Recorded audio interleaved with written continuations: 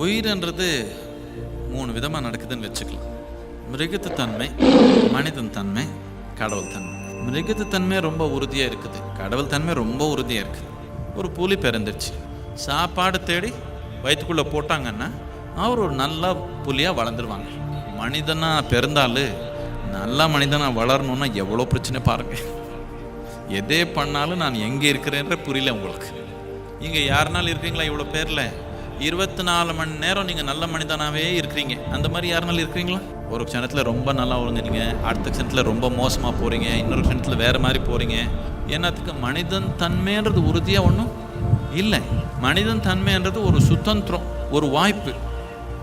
மிருகத்திலேருந்து தாண்டி ஒரு நிலைக்கு வந்திருக்குது, இன்னொரு நிலைக்கு போகணும், இன்னும் போகல. வாய்ப்பு உபயோகப்படுத்தா முன்னோக்கி போகலாம், உபயோகப்படுத்தலைன்னா இங்கேயே இப்படி ஆடிக்கலாம். அவ்வளோதான் வாய்ப்பு.